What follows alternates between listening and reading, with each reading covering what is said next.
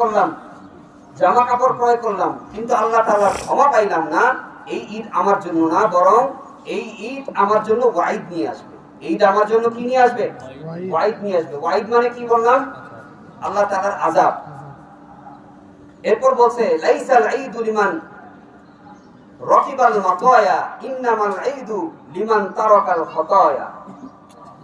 যে ভালো ভালো যানবাহনে চড়া,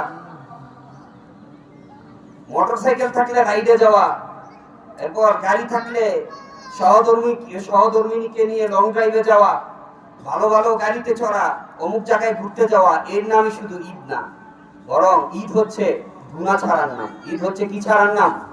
গুনাহ ছাড়ার নাম। ঈদ হচ্ছে কি ছাড়ার নাম? গুনাহ ছাড়ার নাম।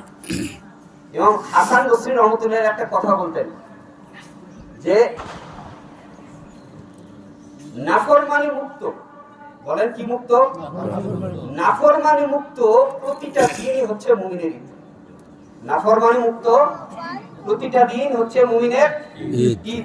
আপনি আল্লাহ তাআলার নাফরমানি করেন নাই, আপনি কোনো কবিরা গুনাহে লিপ্ত হন নাই, এটাই আপনার জন্য ঈদ। এর চাইতে বড় ঈদ আছে? কিন্তু আপনি ঈদের দিন আপনি গুনাহ করতেছেন। এখন অনেককে পাওয়া যাবে যে নামাজ শেষ করে, খুতবা শেষ করে, মোনাজাত শেষ করে তারা বাসায় বসে টেলিভিশন দেখবে, কেউ সিনেমা করা যাবে, কেউ গান বাজাবে, সবাই যার যার মতো করে গুনার মধ্যে। শয়তান ছাড়া পেয়ে গেছে, তো যারা সবাই যার যার মতো করে কি হয়ে যাবে, আবার গুনার মধ্যে লিপ্ত হয়ে যাবে।